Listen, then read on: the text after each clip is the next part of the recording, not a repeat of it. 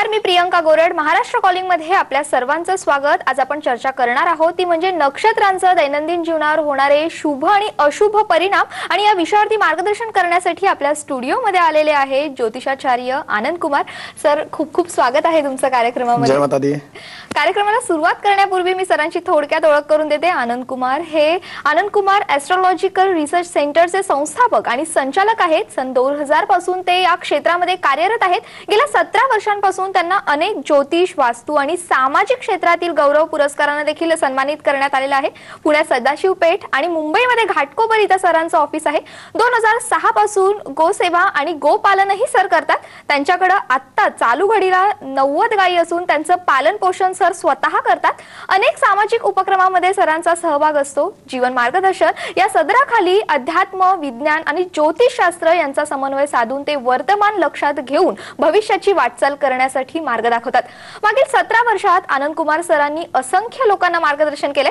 अनेक कुटुंब त्या मार्गदर्शनानं सुखावले देखील आहे. त्यांचा उपाय आणि तोडग्यांमध्ये मंत्र, साधना, ध्यान असतं, रत्न, यंत्र आणि अनुभव सिद्ध तोडगे करावयास सहज सोपं असतात. आणि आज आपण त्यांच्या सोबत प्रत्यक्ष काही गोष्टी समजून देखील घेणार आहोत. आजच्या विषयासंदर्भात तुमच्या मनात देखील काही शंका असतील, काही प्रश्न असतील तर तुम्ही आम्हाला जरूर फोन करा.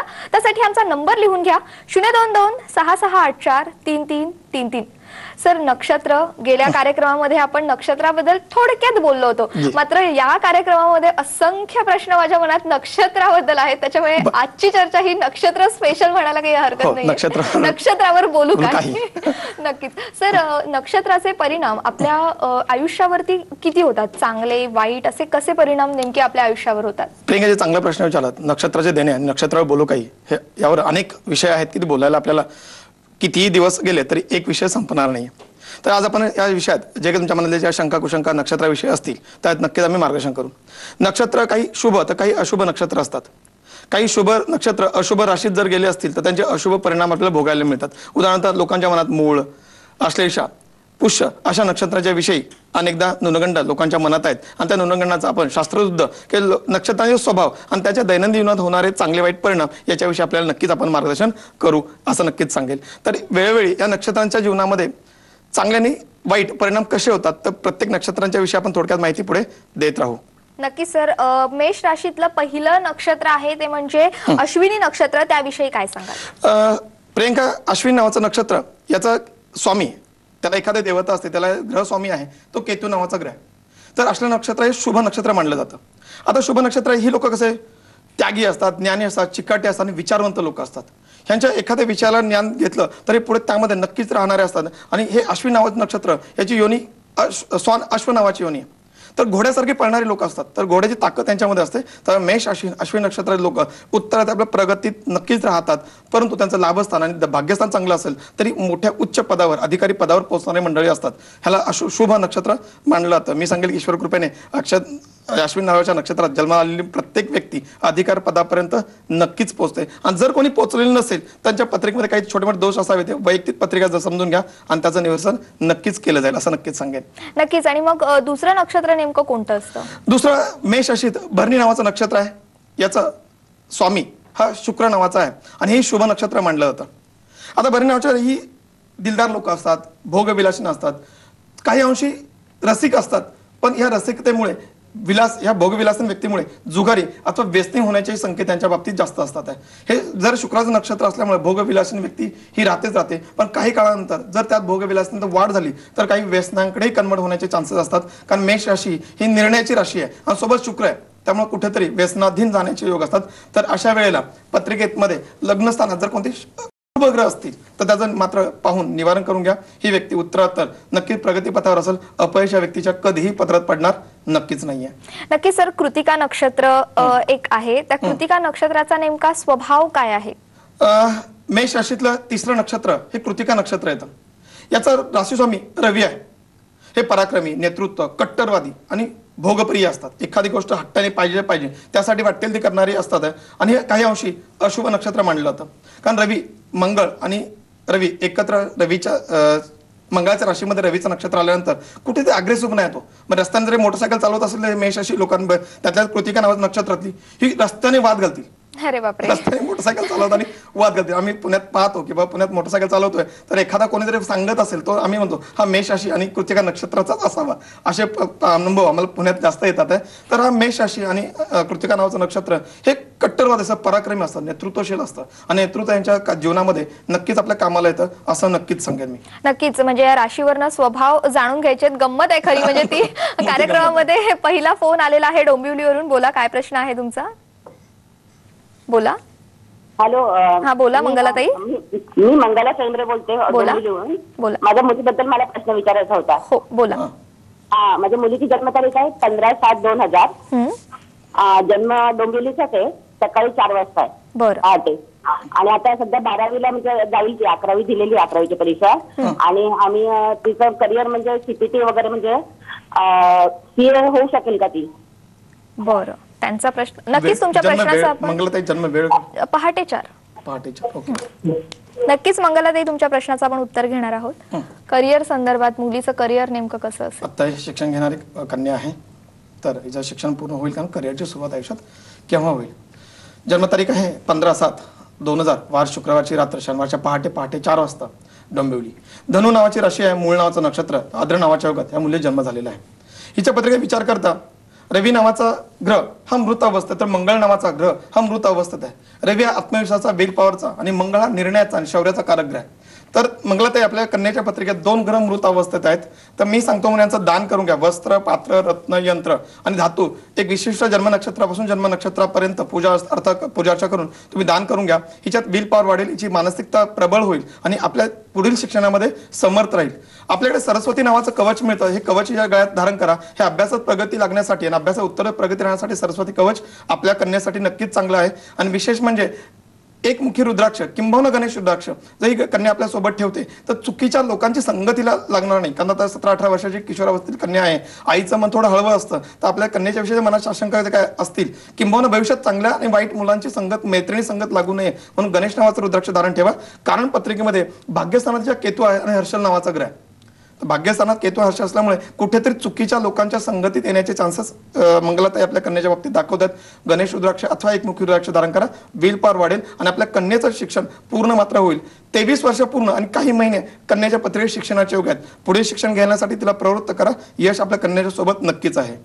नक्कीच सर. पुन्हा एकदा चर्चेकडे वळते. मला जाणून घ्यायचं आहे, रोहिणी नक्षत्रामध्ये ज्यांचा जन्म होतो ती व्यक्ती हसतमुख असते, आनंदी असते, असं काही असतं का? हो, रोहिणी नक्षत्र शुभ नक्षत्र मानलं जातं. रोहिणी नक्षत्राचा स्वामी चंद्र नावाचा ग्रह आणि चंद्र अत्यंत चंचलतेने, मनमोकळेपणाने, हसमुख आणि एक निसर्गप्रेमी लोक असतात. वृषभ राशी, शुक्राची राशी, चंद्राचं नक्षत्र. तरी लोक अगदीच मनमोकळेपणाने राहणार, हसमुख राहणार, निसर्गाचा संपर्क यांना जास्त आवडत असतो आणि बुद्धिजीवी लोक असतात. बुद्धीचं ह्यांना ज्ञान सखोल्या नसतं आणि कलाप्रेमी लोक असतात. त्यांनी अशा लोकांनी जर वृषभ राशी आणि रोहिणी नावाचं नक्षत्र आहे तर अशा लोकांनी रसिकता असल्यामुळे एखाद्या कला क्षेत्राचा जोपासण्याचा जर छंद असेल तर जोपासावं. यश, आर्थिक सुबत्ता यांच्यामध्ये येऊ शकते किंवा आर्किटेक्चर किंवा कला क्षेत्रासंबंधित जे काही शिक्षण आहे त्या विद्यार्थ्यांनी जर घेईल तर यांना यश नक्कीच चांगलं मिळतं. प्रियंका, नक्कीच. मृग शीर्ष हे जे नक्षत्र आहे ते मिथुन राशीमध्ये असतं, त्याचप्रमाणे वृषभ राशीमध्ये देखील असतं. मग या दोन्ही राशींमध्ये हे नक्षत्र असणं शुभ आहे की अशुभ आहे? आता बघा, वृषभ राशी शुक्राची राशी आहे, तर रोहिणी नक्षत्र स्वामी मंगळ आहे. तापट, चिडका, पराक्रमी, करारी आणि तिथे इथे शुभ नक्षत्र मानलं जातं.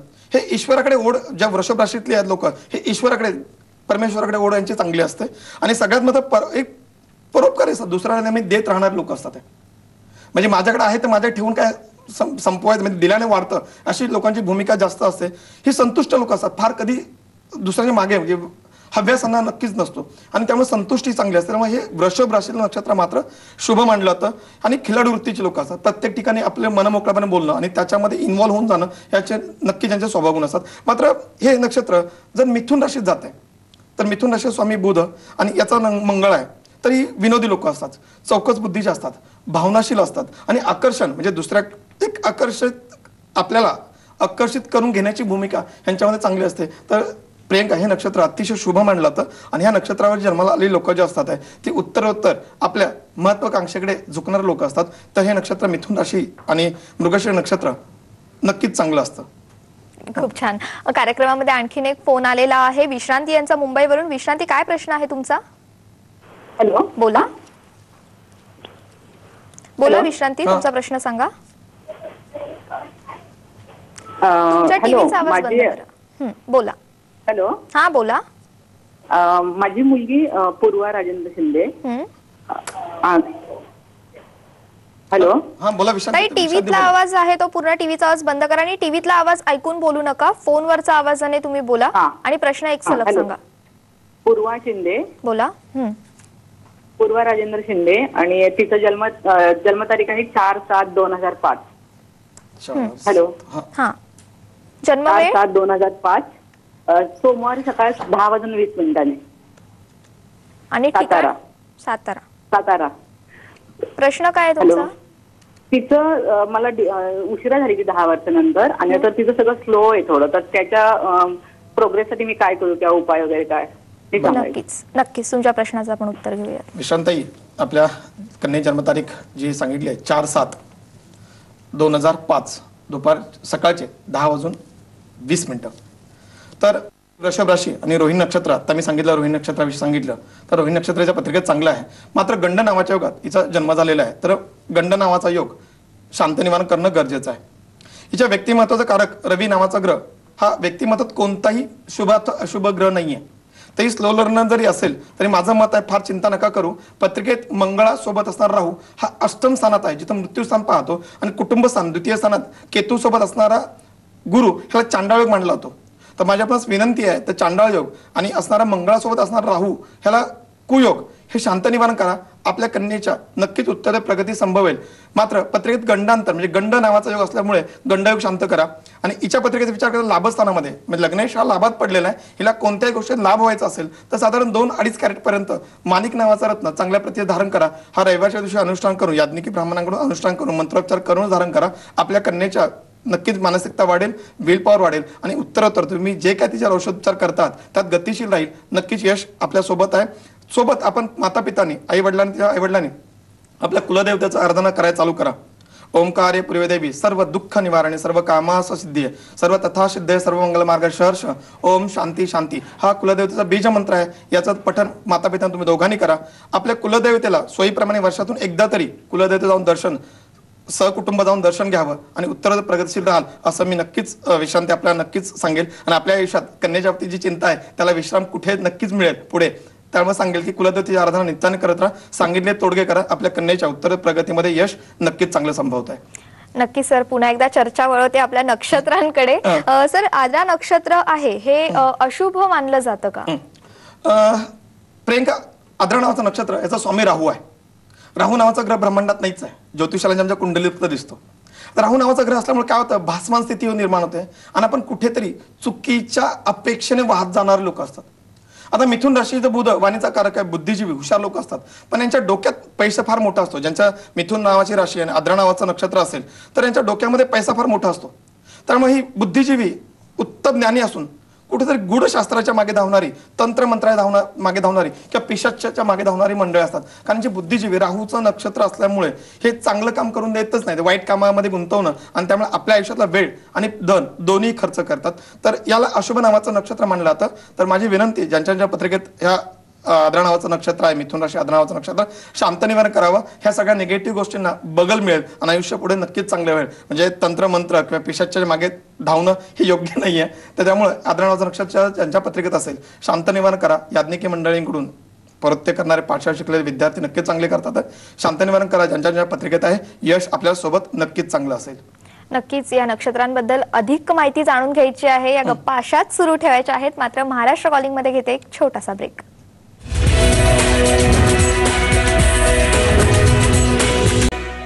ब्रेक नंतर आपलं पुन्हा एकदा स्वागत. आपण चर्चा करतोय ती म्हणजे नक्षत्रांचे दैनंदिन जीवनावर होणारे शुभ आणि अशुभ असे परिणाम. आणि या विषयावरती तुमच्या मनात देखील काही शंका असतील तर तुम्ही आम्हाला जरूर फोन करा. त्यासाठी आमचा नंबर लिहून घ्या 022-6684-3333. सर, पुन्हा एकदा चर्चेकडे वळते. पुनर्वसू हे नक्षत्र आहे ते बहुधा मिथुन आणि कर्क राशीमध्येच असतं असं का, म्हणजे नेमकं? प्रियंका, पुनर्वसू नक्षत्र हे मिथुन आणि कर्क राशीमध्ये 2 चरण मिथुन येतं, 2 चरण कर्केला असतात. पुनर्वसू नक्षत्र गुरुचं नक्षत्र हे मिथुन राशीत आलं तरी शुभ आणि कर्क राशीत आलं तरी शुभ. शब्दशः अर्थ पुनर्वसूचा अर्थ निघालतो की पुनर्वसन होणं. गुरुचं नक्षत्र ज्याच्या पाठीमाग गुरुबळ आहे, ज्याच्या पाठीमाग पाठीरेखा कोणी आहे, पोसिंदा आहे किंवा आर्थिक सोबतता ज्याच्याकडे आहे, त्याला शक्यतो कोणती फारशी मानसिक त्याची स्थिती ढासळत नाहीये. त्यामुळे मिथुन राशीत असल्यामुळे बोलबच्चनशी धैर्यशील किंवा आपल्या वाणीवर प्रभुत्व असणारे बुद्धिजीवी लोक असतात. आणि सोबत गुरुचं बळ आहे, पाठीरेखा कोणीतरी आहे, गुरुची त्यांच्यावर साधना, गुरुचे आशीर्वाद सोबत आहेत आणि ज्ञानी आहेत, त्यामुळे धनाचं कमतरता कधी नसते. बुद्धिजीवी, धार्मिक, सुशील आणि कुटुंबप्रिय लोक असतात मिथुन राशी लोक. मिथुन राशी आणि पुनर्वसु नक्षत्र ही कुटुंबप्रिय, कुटुंबात धरून राहणार असतात, कुटुंब सोडून कधी राहणार असतात. तर विवाह जमवताना या नक्षत्रांचा फार मोठा वापर केला जातो, विचार केला जातो. कारण कुटुंब धरून राहणारी एखादी वधू किंवा वथा जर जावई असतील तर कुटुंब धरून राहणार असतील. अनेकदा असं आम्ही पाहतो की लग्न झालेलं आहे आणि अगदी चक्क दुसऱ्या महिन्यातच नाही तुझे आई बाबा आमच्याकडे येतं कामा नाहीत अशा आम्ही पाहतो. तर त्यावेळेस नक्षत्रांचाही महत्वाचा तिथे वाटा असतो. आणि कर्क राशी इमोशन, कर्क स्वामी आहे तो चंद्र आणि सोबत गुरु आहे.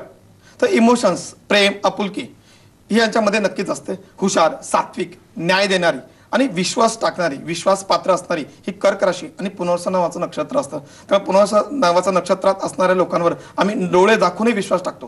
कारण ते चुकीचं करणार नाहीत, बुद्धीचा वापर करतील, एखाद्या विषयाला न्याय देतील, पण आपल्या स्वार्थासाठी दुसऱ्या पोटावर काटा नक्कीच मानणार अशी पुनर्वसु नावाचे नक्षत्र लोक असतात. त्यामुळे अशा लोकांना सांगेल की हे शुभ नक्षत्र मानलं जातं. आणि शुभ नक्षत्र असल्यामुळे गुरुची धारणा किंवा ईश्वरावर प्रेम करणारे लोक असतात, धार्मिक कार्याकडे यांचा कल मोठ्या प्रमाणात असतो. त्यामुळे पुनर्वसु नावाचं नक्षत्र आयुष्यात पुनर्वसन होण्यासाठी नक्कीच चांगलं असतं. एखादा आपल्या आयुष्यात जर एखादं कार्य घडवायचं असेल, नवीन सुरुवात करतात, तुमचा जन्म भले झाले नाहीये, तर एखादी चांगल्या कार्याची सुरुवात जर आपण पुनर्वसु नावाचं नक्षत्र करताय तर त्याचा शेवट चांगला होईल किंवा उत्तर प्रगतीशील राहील आणि उत्तर चिरंजीव राहील असं नक्कीच मी या कार्यक्रमाच्या माध्यमातून नक्कीच सांगेन. खरंच खूप छान. म्हणजे कार्यक्रमामध्ये आणखीन एक फोन आलेला आहे ठाण्यावरून प्रकाश यांचा. प्रकाश, काय प्रश्न आहे तुमचा? बोला. हो बोला. हा, माझ्या मुलीची जन्मतारीख आहे 26/1/88. हॅलो. हा बोला. हा 26/1/88. तिने 2 वेळ ती सीईच्या फायनलला बसली. हा, त्यावेळेस तिला काय रिझल्ट असं म्हणजे व्यवस्थित नाही मिळाला. आता परत मे मध्ये बसणार आहे ती. नाही, तिचं सीए आहे का त्याच्यामध्ये लाईफ मध्ये? जन्म वेळ सांगा प्रकाशजी, कन्याची जन्म वेळ सांगा. जन्म वेळ सांगा प्रकाशजी. हा, मुलीची जन्मवेळ काय आहे सर? टीव्हीचा आवाज पूर्ण बंद करा आणि त्यानंतर तुमचा प्रश्न विचारा सर. बोला.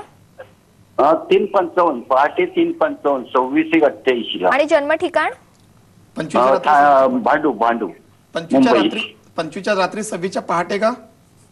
26ला पहाटे. 26 उजाडतात. ओके, नक्कीच तुमच्या प्रश्नाचं उत्तर घेऊयात. आणि प्रेक्षकांसाठी एक विनंती आहे, ज्यावेळेला तुम्ही फोन करता त्यावेळेला तुमच्या टीव्हीचा आवाज आहे तो पूर्ण बंद करून प्रश्न विचारा. त्यामुळे प्रश्नासाठी अडथळे देखील निर्माण होणार नाही. तुमच्या प्रश्नाचं आपण उत्तर घेऊया. बघा, प्रकाशजींच्या कन्याच्या पत्रिकेचा विचार हा शिक्षणासंबंधितला आहे. सीए ही फायनल परीक्षा देते तरी केव्हापर्यंत पूर्ण होईल? प्रकाशजींच्या ज्या जन्मतारीख सांगितलेली आहे ती तारीख सांगितलेली आहे 26 जानेवारी 1988, सोमवारच्या रात्री मंगळवारच्या पहाटे 3:55 ठाणे. हिची मेष नावाची राशी, अश्विन नावाचं नक्षत्र आणि साध्य नावाच्या युगात जन्म झालेला आहे.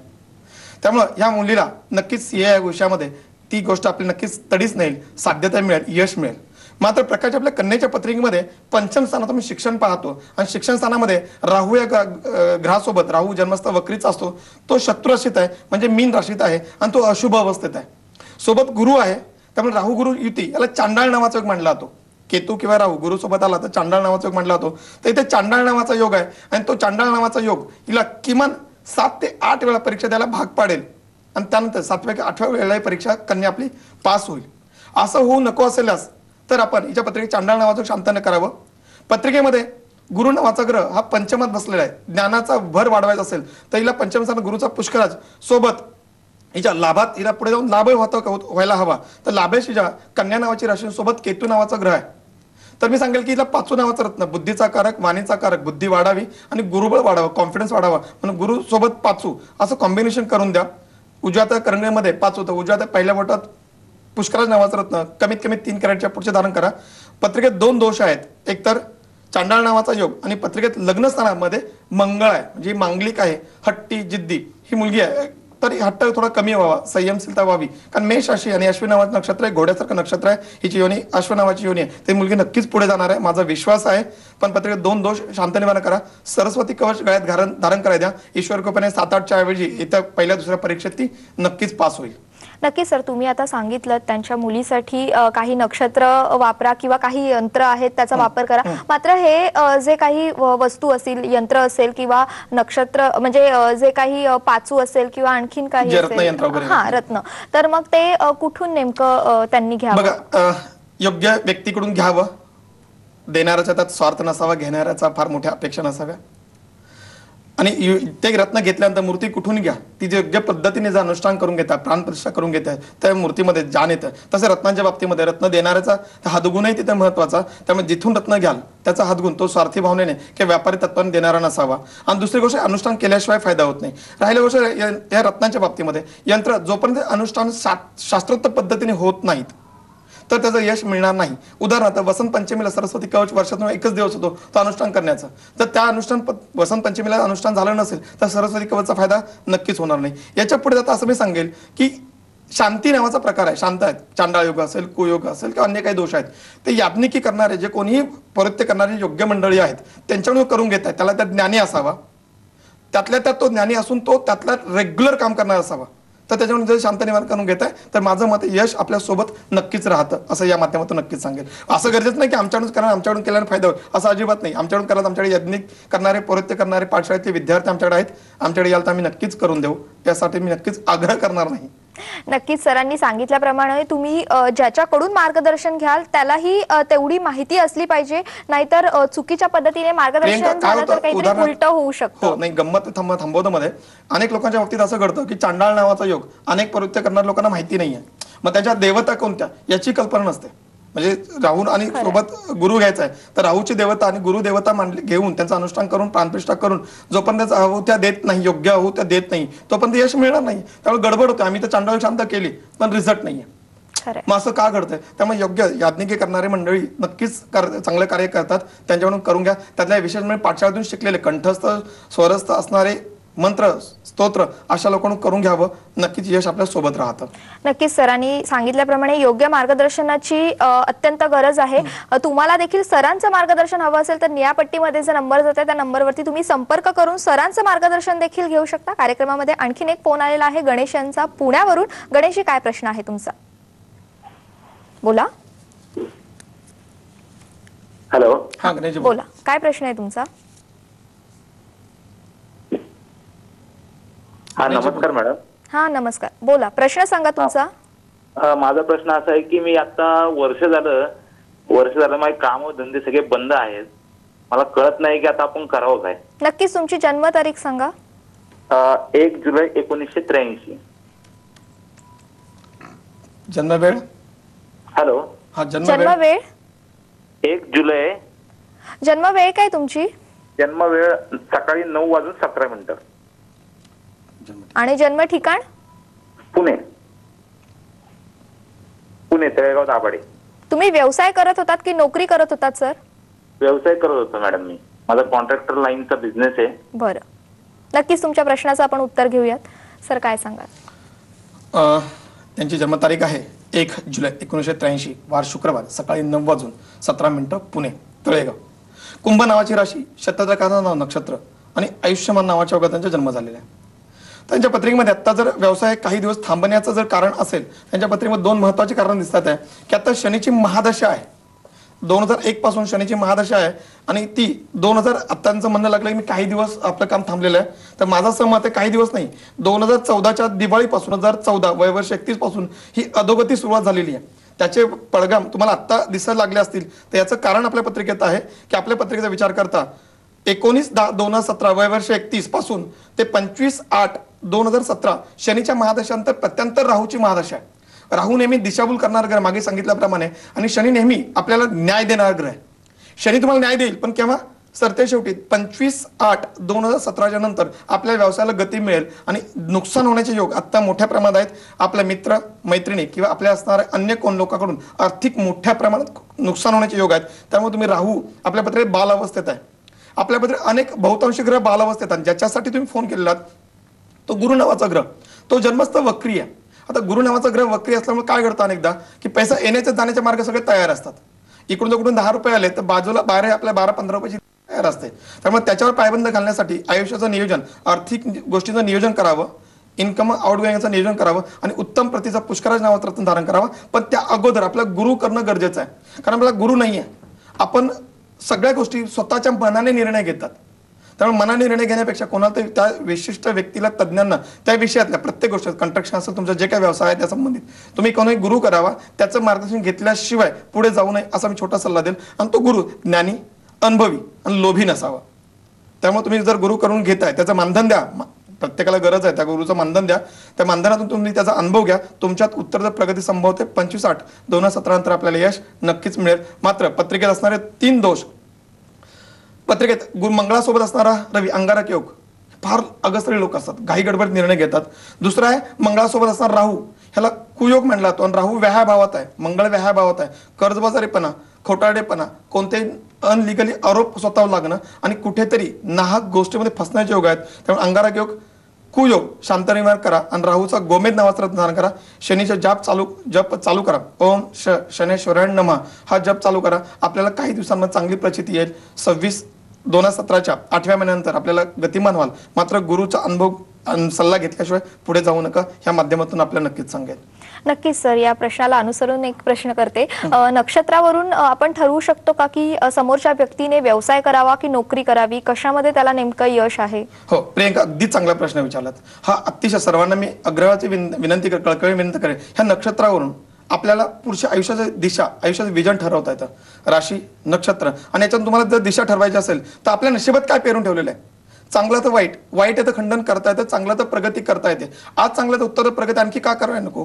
त्यामुळे या नक्षत्रातून तुमचे व्यवसाय, कोणत्या व्यवसायात आपलं यश मिळेल, कुठपर्यंत यश मिळेल, यश का मिळणार नाही आणि यश मिळण्यासाठी काय करावं या संबंधित मी नक्कीच पुढे मार्गदर्शन करता येतं. आणि ज्योतिषशास्त्राच्या माध्यमातून याचा अंदाज घेता येतात. ज्योतिष भविष्यासाठी तुम्ही कधीही जाऊ नका. माझ्याकडे भविष्य, माझं भविष्य काय होईल, आत्ता जर वर्तमानात तुमच्या पत्रिकेतलं गोचराचे ग्रहमान वाईट असतील किंवा मूळ पत्रिकेत अनेक दोष असतील, दोष निवारण केल्याशिवाय भविष्याचा विचार करू नका असं नक्कीच मी सांगेल. भविष्य जाणून घेण्यासाठी ज्योतिषाकडे न जाता आपल्या वर्तमान दैनंदिन जीवनातल्या अडचणी आणि विजन ठरवण्यासाठी, ध्येय उत्तर प्रगती राहण्यासाठी काय करावं यासाठी ज्योतिषाकडे नक्कीच जा. मी मुंबई पुण्यात कार्यालयात नक्की असतो. वेळ ठरवून नक्की भेटायला वेळोवेळी मार्गदर्शन प्रियंका नक्कीच केलं जाईल. नक्कीच सर, अनेक नक्षत्र आहेत ज्यांच्याबद्दल मला जाणून घ्यायचंच आहे. अगदी 27 नक्षत्र आहेत, त्यांच्याबद्दल इतक्या कमी वेळामध्ये जाणून घेता येणार नाही, पण जितकं शक्य होईल तितकं जाणून घ्यायचंय मला. मात्र महाराष्ट्र कॉलिंग मध्ये घेते एक छोटासा ब्रेक.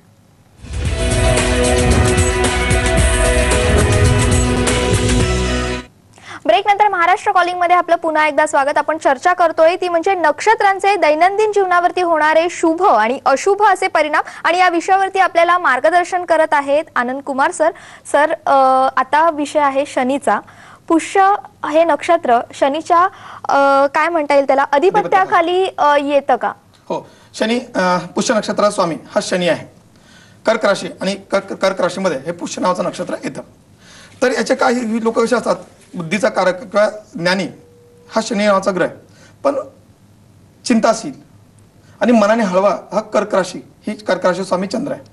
ते लोक बुद्धिजीवी असतात, चिंतनशील असतात, त्यागी असतात, परंतु मानसिकदृष्ट्या कुठेतरी खचलेले असतात. त्यामुळे शनीचं नक्षत्र अशुभ नक्षत्र मानलं जातं. कारण 90% हे चांगले गुण यांच्यामध्ये येत नाहीत, पण मानसिक खचलेले किंवा नेहमीच प्रत्येकाचा दुसऱ्याचा विचार करत त्यांचं आयुष्य निघून जातं.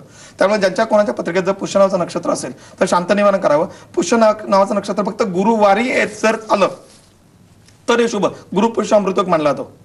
तो तुमच्या आयुष्यात आर्थिक वृद्धी करण्यासाठी किंवा उत्तर प्रगती करण्यासाठी एखादा जर निर्णय घ्याल तर तो पुष्य नावाचं नक्षत्र जर शुभ आहे तर ते शुभ आहे तर अशुभ आहे. पण गुरुवारी जर येणारं पुष्य नावाचं नक्षत्र हे शुभ मानलं जातं. शनिवारी येणारं हे शनी पुष्य नक्षत्र हे शुभ मानलं जातं. मात्र इतर वेळेला हे नक्षत्र अशुभ मानलं जातं. त्यामुळे शांत निवारण करणं हे नक्कीच गरजेचं आहे. हे बुद्धिजीवी लोक असतात, त्यागी असतात आणि विचाराने फार पुढे गेले असतात, पण मन खुचखसतं, सपोर्ट कोण मिळत नाही, घरातून फार त्यांना सपोर्ट मिळत नाही, म्हणून शांत निवारण करून घ्यावं असं नक्कीच सांगेन.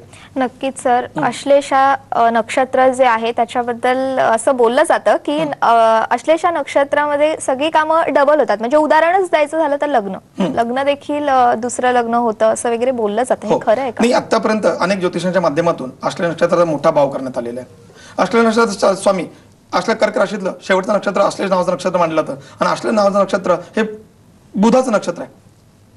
तर बुध हे पुनरुत्पादन करणार आहे. तर अनेक लोक माझ्याकडे तदानी बहुता झालेलं आहे, प्रियंका झालेलं आहे. असल्या नक्षत्रात 2-2 लग्न झालेले आहेत किंवा घरवाली भारवाली किंवा घरवाला असं संबंधित विषय नक्कीच झालेले आहेत. तर असलं नक्षत्र फार वाईट असतं असं नाही, हे मनाची बेचैनी करणार असतं. एका ठिकाणी बुद्धीचा कारक असल्यामुळे एका ठिकाणी मन स्थिर न राहतामुळे मन डायव्हर्ट होतं. 2-2 ऑप्शनच्या जीवनात राहतात आहे. मग ज्यांच्या कोणाच्या पत्रिकेत असल्या नावाचं नक्षत्र आहे त्यांनी शांत निवारण करावं. पण असल्या नक्षत्राचा स्वभाव कसा असतो? चतुर, हजरजबाबी, ज्ञानी आणि भाषा शैलीचा चातुर्य भास याला म्हणतो की फिरवाफिरवीची उत्तर म्हणतात ना, ती पटकन देणार असतात. त्यामुळे कुठे संशयाची भावना निर्माण होते. म्हणजे चांगलं आहे तिथं वाईटही आहे.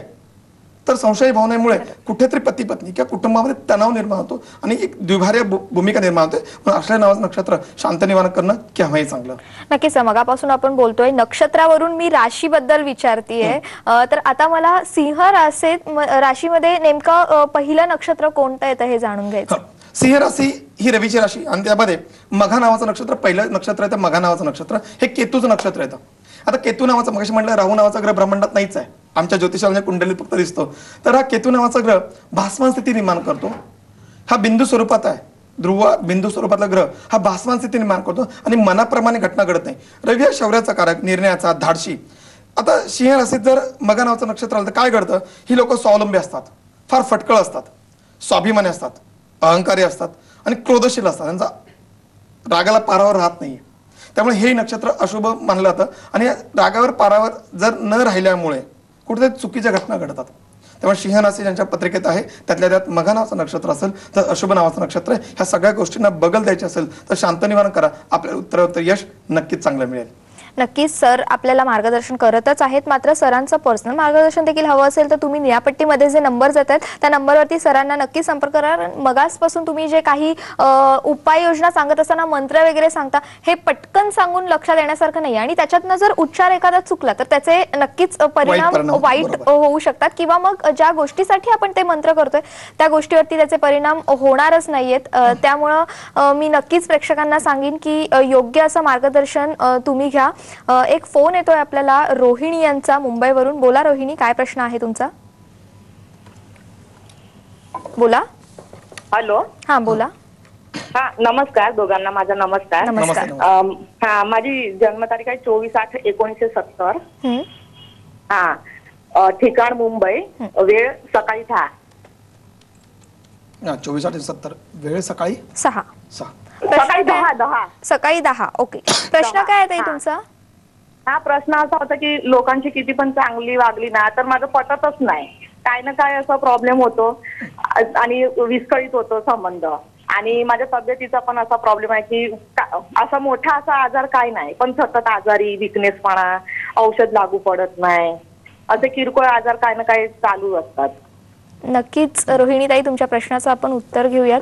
सर अनेकदा असं असतं की लोकांना स्वतःहूनच असं वाटत असतं की मला कोणी माझं कुणाशी पटत नाही किंवा माझ्यावर कुणी प्रेम करत नाही आणि म्हणून देखील अशी भावना निर्माण होत असेल की मी आजारी आहे किंवा काय. आता ह्या रोहिणीताईंचं एक विशेष असं आहे की ताईंनी दिलेली जन्मतारीख आहे 24/8/1970 वार सोमवार सकाळी 10 वाजता मुंबई. वृषभ राशी आणि योगागणे रोहिणी नावाचं नक्षत्र आहे. अरे वा. आता रोहिणी नावाचं नक्षत्र पण एक ज्या योगात जन्म झालेला आहे तो वेघात नावाचा योग आहे. म्हणजे वारंवार आपलं घात होणं. मगाशी म्हटलं की आपलं पटत नाही असं नाहीये, तुम्ही सगळ्यांना समजून घेता पण तुमचा वारंवार घात होतं, फसवणूक होते, त्यामुळे मन कुठेतरी बेचैनी होतं. तर रोहिणीताई आपल्या जर वृषभ राशी रोहिणी नक्षत्र लोक असतात हे हसमुख असतात, निसर्गप्रेमी असतात आणि हे लोक इतरांमध्ये मिळून घेण्याची भूमिका असते. पण तुम्हाला लोक मिळून घेत नाहीत. त्याचं कारण आहे की आपल्या पत्रिकेत व्यघात नावाचा योग आहे. कुठेतरी घात होण्याची परिस्थिती आपल्यावर असते, फसवणूक होते आणि त्यामुळे मन बेचैन होतं. तर आपल्याला पत्रिकेमध्ये ह्या मनाचा कारक चंद्रही पाहणं गरजेचं आहे. तर चंद्र आपल्या पत्रिकेत वृद्ध अवस्थेत असून बुध नावाचा ग्रह मृत अवस्थेत आहे. त्यामुळे लोकांना तुम्ही सल्ले काय देताय ते काहीतरी चुकताय. तुम्ही स्पष्ट बोलताय, तुम्ही मन मोकळे आहात. त्यामुळे मन मोकळे असल्यामुळे तुम्ही सगळ्यांना सहजपणे समजून घेण्याची भूमिका असते पण तुम्हाला लोक समजून घेत नाहीत. त्याचं कारण आहे पत्रिकेत रवी सोबत मंगळ हा व्याहाभावामध्ये अंगारक नावाचा योग आहे म्हणून तुम्हाला लोक समजून घेत नाहीत. आणि त्यातल्या तुमची पत्रिका मांगलिक आहे. मांगलिकचा स्वभाव, मंगळाचा स्वभाव पण वेगळा असतो. पुढील एखाद्या मंगळाविषयी आपण कार्यक्रम नक्कीच करू, त्यावेळी तुम्ही समजून घ्या. पण मंगळ आपल्या पत्रिकेत व्याहाभावात आहे, तापट, चिडके, आपल्या मताशी ठाम राहणारे लोक असतात. तुम्ही हसमुख आहात तर आपले मत थोडं बदला, आपले विचार बदला. वर्तमानातल्या जीवनातला जर आनंद घ्यायचा असेल तर वर्तमानातले विचार फक्त बदला. कोणीही तुम्हाला दूर ढकलत नाहीये. तुम्ही हसमुख आहात. रोहिणी नावाचं नक्षत्र नक्कीच चांगलं नक्षत्र मानलं जातं. पुढे उत्तर तुमची प्रगती नक्कीच चांगली होणार आहे. आणि रोहिणी नावाचा नक्षत्राचा चंद्र हा मनाचा कारक, हा आपल्या पत्रिकेत वृद्ध आहे. तर म्हाताऱ्या मनाप्रमाणे आपण थोडे मनाने फार संकुचित झाले आहात. मोती नावाचं रत्न धारण करा. जीवनात चैतन्य नक्कीच निर्माण होईल. आणि पत्रिकेत असणार अंगारक नावाचा योग, मंगळ नावाचा दोष शांत निवारण करा. यश आपल्या सोबत असेल. लोक आपल्याला सामावून घेतील आणि उत्तर प्रगती नक्कीच होत राहील. नक्की सर, पुन्हा एकदा नक्षत्रावरून स्वभावाकडे येते मी. पूर्व फाल्गुनी नक्षत्र जे आहे त्या नक्षत्रावर जन्मलेली जी व्यक्ती असते ती भित्री असते, घाबरगुंडी असते, असं काही आहे का? नाही, आता पूर्व फाल्गुन नक्षत्राचा स्वामी पतत कोणत्या नक्षत्रात? पूर्व फाल्गुन नक्षत्रात 2 सिंह राशीत येतात आणि कन्या राशीत येतात. त्यामुळे कन्या राशीतील लोक भित्री, घाबरगुंडी उडणारे असतात आहे. आणि पुफा ही बुद्धिजीवी लोक असतात आहे. व्यापाराचे तत्वाचे लोक असतात. व्यापारी माणूस फार मोठे निर्णय घेत नाही, तो संयम ठेवतो. अरे एखादे पैसे लावायचे तर मी कुठपर्यंत लावू, आणि तो 2 वेळा 4 वेळा विचार करून घेतात. त्यामुळे ही फार घाबरी नसतात आहे, परंतु यांच्या निर्णय क्षमता कुठेतरी संकुचित असते. जर तो नक्षत्र म्हणजे कन्या पूर्व फाल्गुन नक्षत्र असेल, ते कन्या राशीत असेल तर, मात्र सिंह राशीत असेल तर धाडशी, निर्णयक्षम आणि आक्रोश करणारे असतात. म्हणजे हट्टांनी गोष्ट मिळवून घेणारे लोक असतात. त्यामुळे सिंह राशीतलं पुफा नक्षत्र नक्कीच चांगलं. तर मात्र कन्या राशीतलं पुफा नक्षत्र हे थोडं संयमी आणि व्यापारीशीलतेचं असतं. व्यापारात आपलं प्रॉफिट नाही झालं चालेल, नुकसान होता कामा नये हे दखल घेत असतात, म्हणून ते थोडी हळवी किंवा भित्रे स्वभावाची लोक असतात, असं काहीतरी आख्यायिका इथे आहेत. नक्कीच, म्हणजे राशीवरून नक्षत्राचे स्वभाव आणि व्यक्तीचे स्वभाव आहे ते राशीनुसार हे बदलत असतात. हे झालं पूर्वा फाल्गुनी बद्दल. उत्तरा फाल्गुनी नक्षत्रावरती जन्मलेले जे व्यक्ती असतात ते उग्र असतात, क्रोधी असतात, असं काही ते खरं आहे का? बोललं जातं असं. उत्तरा फाल्गुन नक्षत्राचा स्वामी आहे तो रवी आहे. आणि हा रवीच्या राशीत रवी असल्यामुळे ही धाडशी, प्रसिद्धीचा हव्यास असणारी आणि क्रोधी आणि असंतुष्ट, म्हणजे संतुष्ट नसते यांच्याकडे. संतुष्टी कधी नसतं, समाधान नसतं. एखादी गोष्ट मिळाली पुढची गोष्ट कधी मिळवता येईल ह्या भावनेत राहणारे असतात. आणि स्वामी रवी, नक्षत्र स्वामी रवी म्हणजे दोन हात में लड्डू. तर अशी लोक एक लाडू संपला दुसरा लाडू घेण्याच्या भानगडीत पडतात. त्यामुळे तो अग्रेसिव्ह आणि कॉन्फिडंट लोक राहणारे लोक असतात. आणि लोकांनी पाहिलेत मी, ही थोडं राजकारणी संबंधित लोक असतात. हे ना राजकारणात किंवा समाजकार्यात यश मिळतं किंवा पुढे इतरांच्या मानाने लिडरशिप करणारे लोक असतात. त्यामुळे फार वाईट नक्षत्र असतं असं नाहीये, पण त्यांना लोक वाईट समजतात. एका वेळेनंतर ह्यांना कलंक लागण्याचा योग येतात. त्यामुळे जर कोणाचं पूर्व फाल्गुन नक्षत्र असेल तर यांनी शांत निवारण मात्र करून घ्यावं असं नक्कीच सांगेल. नक्कीच सर, हस्त नक्षत्राचा स्वामी जो आहे तो चंद्र. तर या व्यक्तींचा स्वभाव हा वृषभ राशीतील रोहिणी नक्षत्रासारखा असतो का? नाही मॅडम. आता वृषभ राशी लोक आनंदी, उल्हासी असे असतात. मात्र इथे ही कन्या राशीमध्ये हस्त नक्षत्र जरी चंद्र असेल तरी उद्योगी, व्यावहारी वृत्तीची, सत्यभाषी आणि आत्मविश्वासाने आणि गूढ ज्ञानाच्या, म्हणजे ज्ञानाच्या त्या एखाद्या मुळाशी जाणारी, जटिल मुळाशी जाणारी मंडळी असतात. त्यामुळे अशा लोकांच्या बाबतीमध्ये जे नक्षत्र आहे हस्त नावाचं नक्षत्र हे नक्कीच चांगलं मानलं जातं आणि शुभ नावाचं नक्षत्र आहे. हस्त नावाचं नक्षत्र जन्मलेल्या लोकांनी कोणताही ट्रेडिंगचा व्यापार करावा, ह्यांना यश यामध्ये नक्कीच चांगलं मिळतं. कारण त्या मुळाशी जाणारे असतात. आपल्या 2 रुपयाचे ₹1.25 कसा करता येईल, रुपयाचा ₹1.10 कसे करता येतील अशी यांची धारणा असते. आणि फार न्यायाने किंवा संयमाने एखाद्या विषयात उतरतात आणि त्यांना यश पण चांगलं मिळतं. त्यामुळे हे नक्षत्र शुभ नक्षत्र मानलं जातं. नक्कीच सर, चित्रा नक्षत्राविषयी काय सांगाल? चित्रा नक्षत्र याच्याविषयी सांगायचं म्हटलं तर स्वामी मंगळ आहे. कन्या राशीत चित्रा नावाचं नक्षत्र स्वामी मंगळ आहे. थोडी तापट, थोडी स्वभावाने थोडी तुळ राशीत असल्या, कन्या राशीत चित्रा नावाचं नक्षत्र असल्यामुळे काय करतं की कन्या राशी बुधाची राशी आहे आणि ते खर्ची असतात. थोडी लोक ह्यांना खर्च कंट्रोल राहत नाहीये. त्यामुळे हातावर कंट्रोल न राहिल्यामुळे खर्च करून, एखादी घटना करून जाण्यानंतर त्याचा उपभोग घेण्याची भावना ठेवणार. अशा लोकांच्या घरामध्ये अनेक अशा वस्तू असतात की ज्या अनाठाई, ज्या अपेक्षित आहेत अशा वस्तू यांच्या घरात अनेक मिळतात. त्यामुळे अशा लोकांनी, अशा जर कन्या राशी चित्रा नावाचं नक्षत्र असेल तर त्या गृहिणीच्या हातातला व्यवहार तर कर्त्या पुरुषाने घ्यावा. कारण असे लोक फार उधळपट्टी करणार, नको त्या गोष्टी घरात जास्त आणून ठेवतात. त्यामुळे ही शुभ नक्षत्र किंवा काही अंश अशुभ नक्षत्र शांत निवारण करावं असं नक्कीच सांगेल. नक्कीच सर, हा विषय खरं तर फार मोठा आहे, एका एपिसोड मध्ये संपणारा नाहीये. त्याच्यामुळे तुम्ही इतकी छान त्यातही माहिती दिलीत आणि इतकं छान प्रेक्षकांना मार्गदर्शन केलं, त्यासाठी खूप खूप धन्यवाद. धन्यवाद. जय माता दी. महाराष्ट्र कॉलिंग मध्ये इथेच थांबणार आहोत. मात्र पुढचा कार्यक्रम जो आहे तो देखील सर याच विषयावरती, मात्र थोडा हा विषय आहे तो वेगळा असणार आहे. राशी नक्षत्रावरून तुम्ही व्यवसाय करावा की नोकरी करावी या विषयावरती सर आपल्याला मार्गदर्शन करणार आहेत. आज इथेच थांबते. नमस्कार.